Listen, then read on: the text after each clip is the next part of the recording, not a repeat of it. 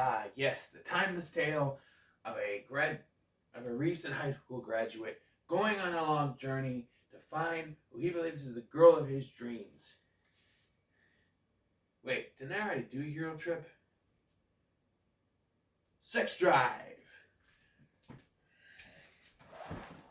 stars Josh Zuckerman, Amanda Crew, Clark Duke, Seth Green, and is directed by Sean Anderson.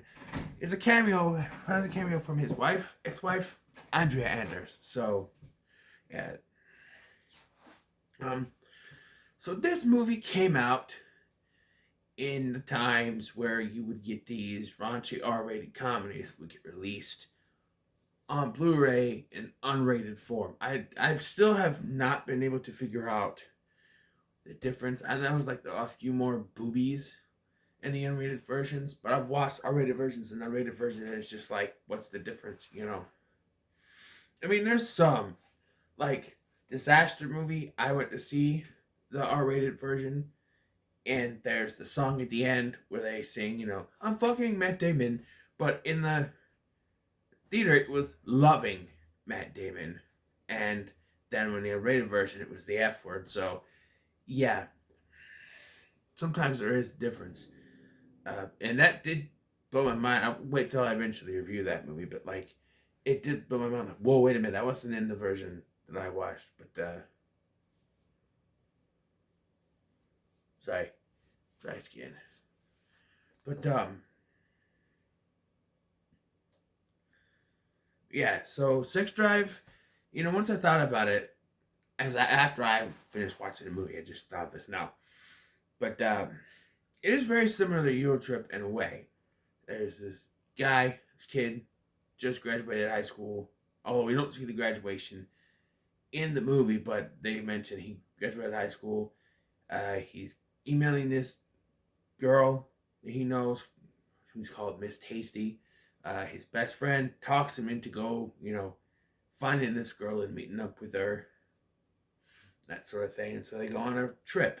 Only instead of going through Europe, they go from Chicago to Tennessee. So it's a bit different. And there's three main characters this time instead of four. Where it was like the guy and his best friend and then the twins. Basically three. There's Ian, played by Josh Zuckerman, who you may know from like 'Twas the Night, and then he was the young Dr. Evil and Austin Powers and Goldmember. Amanda Crew, who you may know from Final Destination 3. And then you have Clark Duke from the Hot Tub Time Machine movies. And also James Marsden, freaking Cyclops from the X-Men films, is in this movie. How old is he supposed to be, though? This dude is... I'm sure James Marsden was in his mid-30s during this time, but I'm guessing he's playing his mid-20s, at least. But he was in his mid-30s at this point. But his character is probably the one that would get this movie canceled, I think. There's, the mid-2000s, there was some movies that had a lot of gay jokes in it, and he is the punchline to the gay jokes thrown in this movie, because throughout the film, he keeps calling his brother gay, the Q word. He uses it derogatory. Now it's become this, oh, I'm queer type thing, this, gay pride thing, which is cool. But like back then, it was derogatory, and he uses it in a derogatory way. But the whole thing with him, his character, he's like against, his brother being gay and saying his brother is gay, and then the punchline in the movie is he's gay, and yeah, I forgot about that because I'm like, wait a minute, wasn't there some kind of punchline with him? Isn't he gay? Yeah, he is. And it's like, okay, yeah, I don't know how people in 2022 would perceive that. Like, he's closeted, and I guess there are closeted people out there, but I don't know, with all this pride stuff going on now, I feel like this would be looked down upon, I think. I don't know. But there's several plot points in this film where it's very strange. Like, so there's a plot point that, okay, so beginning of this movie has a party where the characters meet up and hang out and stuff. And Felicia, Amanda Cruz character, tells Ian that she has a crush on someone. He thinks it's him, so he tries to kiss her, but she backs away from it. And then he figures out that it's actually his friend, Clark Duke's character, Lance. But it's not, because even there's a scene where like they're dancing. She has her arms around him, and it's like, okay, this is the guy she has a crush on. But then it's revealed to be Ian. I don't know. This kind of a weird plot point, because it's like, yeah, maybe it was like deliberately like meant to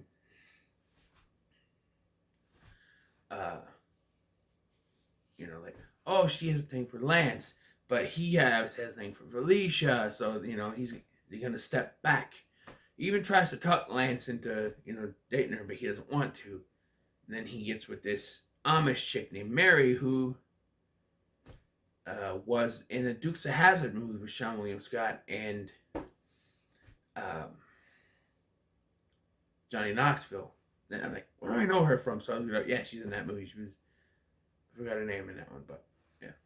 Seth Green is in this movie as an Amish dude who guilts people into coming back and helping them. He's like, oh yeah, I love fixing people's things for free. There's a car, like, they say, oh, we'll come help on the way back. And, oh yeah. We'll just hold our breaths, they don't believe him. And I feel like this, like, they do come back, but they also have to fix the Judge, which is the car, the Pontiac GTO Judge, 1969 Pontiac GTO Judge that is James Marsden's car in this. But I feel like it would have made more sense if they're like, okay, let's go home. We gotta stop somewhere first. And they stop and they help them. And they didn't need the car to be fixed again. Because it feels like the whole thing at the end, the car is destroyed just so they have to go back to the Amish thing again and have jokes about, oh yeah, they'll fix things for free, and now he's like guilting them in and stuff. I don't know. It just doesn't. I don't know. It doesn't work for me. We have Michael Kudulitz in a couple cameos in this movie. You may know him from The Walking Dead or D3 The Mighty Ducks. He's in this. And he shows up as the disgruntled boyfriend of the girl that they pick up from the gas station, who is played by the director's wife at the time, Andrea Anders. How old is she supposed to be? I'm pretty sure Andrea Anders was in her mid-30s at this point, but she's still living with her parents. Is she supposed to be younger? Michael Kudulitz was in his 30s. I don't know. It's just very weird. And she's having sex with an 18-year-old. Good on her, I guess, but I don't know. I guess she's playing younger. She has to be, but I don't know. It's just really weird. And they do some of the jokes in this movie just don't hit. Like the parents are there and they do the balls hanging out of the underwear joke, which is similar to Road Trip, where they have the boner joke with that one guy, with the grandpa or whatever. It's similar. And then they have get yourself a can of purple, and it's like purple soda. And then when the guy shows up, Felicia goes, purple soda! And throws it at his head. Made me laugh. Like, that made me laugh. There's some jokes make me laugh. Purple soda! But I don't know. The pacing of this movie, I feel, is also kind of wonky. Because they're on the road. This movie's like 103 minutes or so. It's over 90 minutes. So it's over an hour and a half.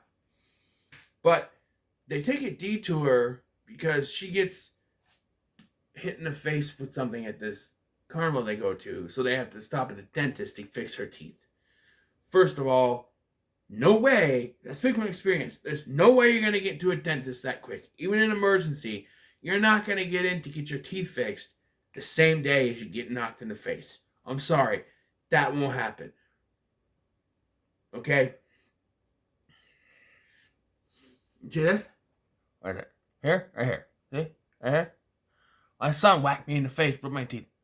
Still haven't got it fixed. Not that I haven't tried. It's not that I actually tried to. I don't really care. It's used to it. I used to have this. Used to have a crack on it before, and I got it fixed. And then I don't brush my teeth, so they're not in the best shape. Oh, Jesus Christ. But I'm just saying, there's no way she would get in the same day. And this scene is only there so we can forget his phone. She can see it and realize that he was lying to her about going to see his grandma. So the thing, when they're at the party, she asks if she can stay at his house because her cousin, is getting married and she's like a bridezilla. He says yes, and the next day they decide to take the judge from the brother because the parents and the older brother are going out of town. Okay, so here's my hang up. So he's gonna go all the way across country to hook up with a chick he doesn't even know. Meanwhile, he's got a girl staying in his house. He's gonna be alone in the house with her. I understand they're friends. And I know he had that thing the night before, but you are going to be alone in your house with a girl. And you want to travel miles and miles with some chick you don't know. You know this girl. You have a connection with this girl, right? There might be something there. You don't know. But after a talk you had, you're just, you tried to kiss her and she pushed it off. But how do you know that she just didn't want to do it right there? And, she specifically asks, after you try to kiss her, by the way, if she can stay at your house. And you're going to travel miles and miles for a girl you don't know and you could possibly get laid with. Instead of trying to further this connection with her or trying to see where it goes, I'm not saying try to have sex with her. I'm saying talk to her. Try to establish a connection. Have a conversation.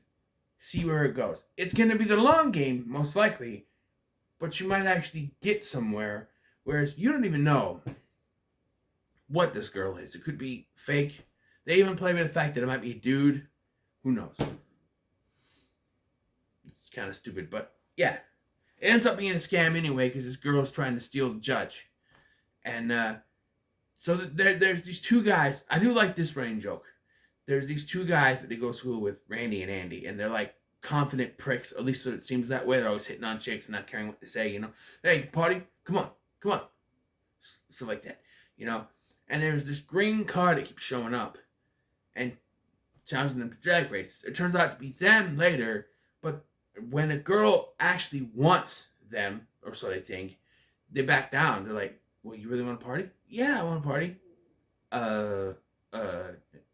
Put the hood over, roll up the windows. Yeah. And then you have this finale. So at the beginning of this, I gotta talk about this, otherwise it won't make any sense. Beginning of this movie, Ian has this job as a mascot for a donut place. Someone sticks a dildo on it. And so he's walking around, and the joke is, he's walking around, hey, I got something for your kid, you sicko. And that's a joke. But he still has the costume in the back of the judge because he left it in there because his brother picked him up. So it's there. The girl, this girl that he goes to see, Miss Tasty, and the guy that she's with, they strip him down naked, leave him. I don't know why. Okay. I don't know why we gotta see so many bare-ass dudes in this. Like, I know it's not Clark Duke, really, it's a stunt person or whatever, but, Lance is naked at one point, running through the cornfield from Michael Kudlitz's character. And then you have Ian standing there holding his junk, and it's like, why we, I don't know. I understand the whole Lance thing running, because he was in the middle of sex. But why did you have to strip Ian down naked? It doesn't make sense why they had to strip him naked because he's vulnerable that way. Well, they left the donut costume there, so he shows up. Turns out Felicia's in the back of the judge. They don't know it, and he sees her as they're driving off. She's like, huh? The sad girl face, And so By this point, too, Ian's brother has figured out what's going on because he has a nightmare about Ian dripping a donut, jelly donut on the seats, right? Right, no stitches on him. So he wakes up and does the thing where the key's supposed to be in, the seat's empty. Takes his motorcycle to the house. Somehow is able to find them. GPS and the judge, maybe. I don't know.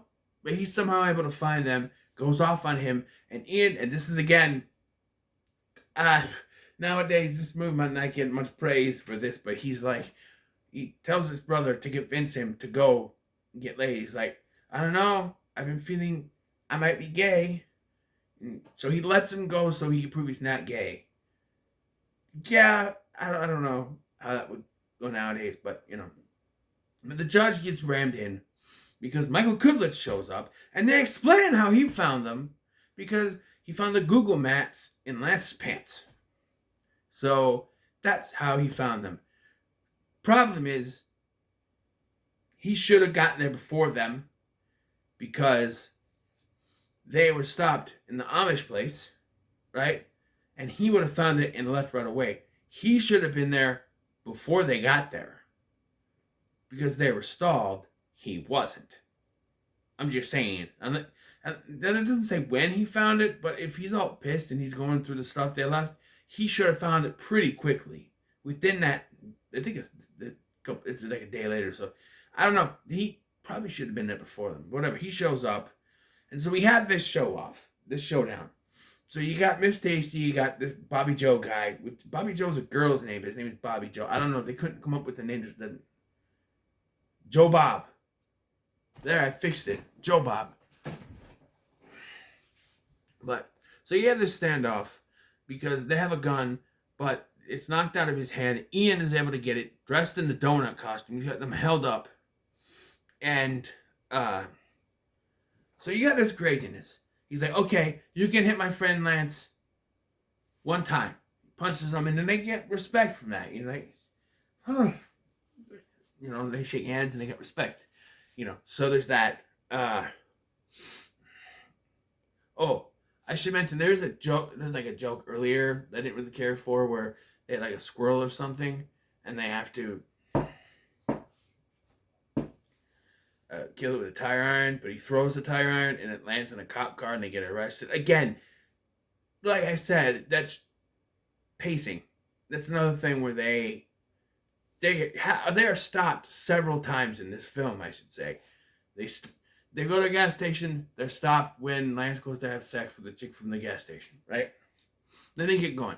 Then their car stalls. They're stopped again. So they have to go to the Amish place and get it fixed. Now they're going right. No, they're stopped again because they hit something and they throw the tire iron and they get arrested. No, again. Mary shows up out of the blue because she tried to call Lance even though there's no phone in the Amish community. And someone at the station answered. Cool. Then we finally get to the finale and we got this going. But there's like 3 different stops in between where obviously you have to stop and do other stuff. Or there's the carnival too. I forgot about that. The abstinence carnival that I don't know. That really wasn't necessary either. But because the joke is he's trying to go get laid and he stops an abstinence thing. Whatever. By the way, he broke his vow, by the way. But anyway, so this finale, you know, he hasn't hit Lance. And then the 2 girls get into a fight. So we have a cat fight set to, I can't fight this feeling anymore. And as this is going on, the cops show up. And this is where I think it goes too long. Remember I said in the review for Pineapple Express that there's some jokes that go too long. And a lot of comedy movies, they can do that. This is where it goes too long. When the cops showed up, it should cut. And we just, have an explanation as to what happened. Like, the bad guys got arrested. Or you just don't do this prolonging thing and just say, we used the carjackers. We went after them for a while. Yeah, you can cut to they're getting arrested. And you kids are lucky. We've been after these carjackers for a while. And She's like, oh, I know where their chop shop is. There's someone in Release. It's a chop shop at 12th and Crescent or whatever it was. You could have done that. But no, you have this prolonged sequence where this dumbass cop comes up, says, drop the gun. So Ian drops the gun in the costume. He's like, okay, put your hands on your head. You only use one. I can't. So he tries to tase him. He ends up tasing himself. And no, he tries to tase him. It doesn't work because it's plastic. And he tries to spray him with pepper spray or whatever. Sprays himself in the eyes. Shoots off the arm that doesn't work. You didn't need to have that in there. It could have cut that. I'm just saying.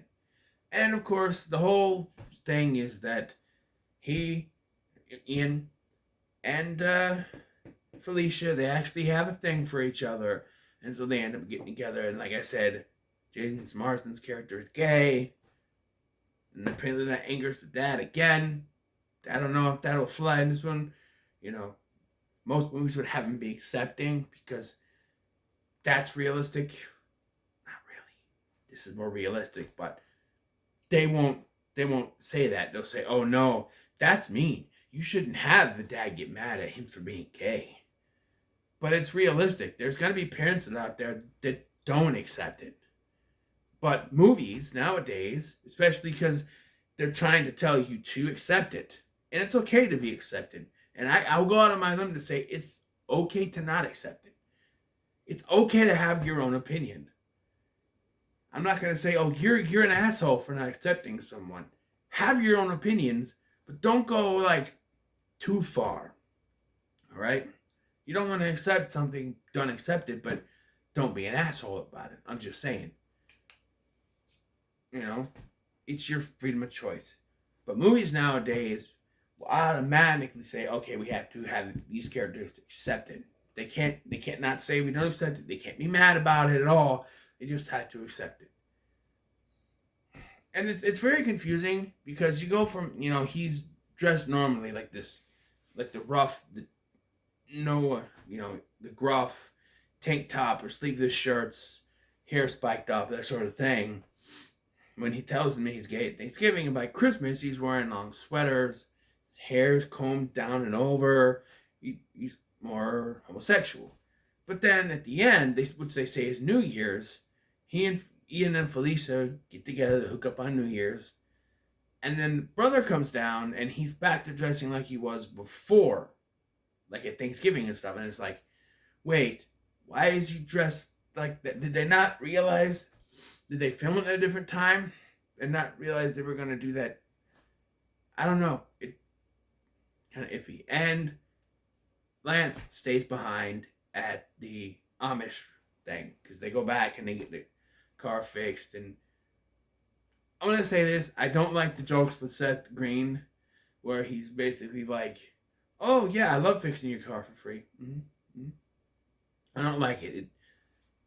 It paints the Amish to be assholes. And I don't really think we should do that. I don't need to care for it, but whatever. This movie's good. I'll give it a pretty good. I really enjoy myself watching it this time. This is one of those comedies that I have fun watching when I watch it. It's not 100% perfect, obviously, but it's pretty good. So, now, be on it. To the next one. We gotta. Hold on. Alright. Do this. Alright. Ready to roll? Ready to roll.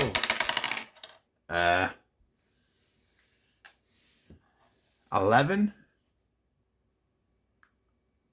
Can't do 11. It's only 10. Hold on. 6. Okay.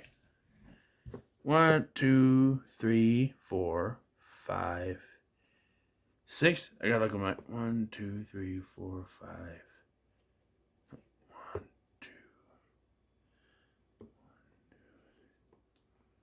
Sorry, I had to look with my real eyes and not through the camera because it was very weird. It was an uncanny valley sort of thing. All right. So, hold on. Hello there.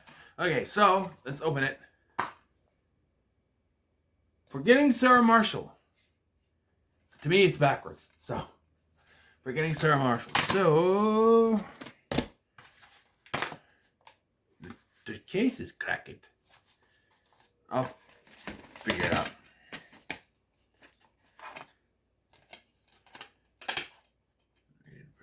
Oh, speaking of which, before I go, I forgot to mention this. The unrated version. Okay, so the unrated version of Sex Drive, do not watch it. There's literally nothing new in the unrated version. No extra titties, no extra nudity that counts, nothing. The only thing they do is they have a naked black dude and porn star chick just pop up every once in a while during the film. Even the director has stated, if you haven't seen the theatrical version, don't watch this version. Watch the theatrical version first. It's a joke. That's all it is. It's a joke. I remember when I got this, I put the unrated version on, and all it is every once in a while, the black guy's dong will pop up, or the porn star's tits will pop up. That's all it is. There's nothing new, no new footage, no extended stuff. That's all it is. I mean, if you want to see a black guy's dong, by all means, but watch the theatrical version. Normally, I would say go for the unrated. This is one of the times I would not, because it's not necessary. I almost forgot to mention that. But yeah, Forgetting Sarah Marshall is next. So, what are your thoughts on Sex Drive? Let me know in the comments below. Make sure to like, share, and subscribe. Thanks for watching. I've been Scotty, and I'll see you in the next one.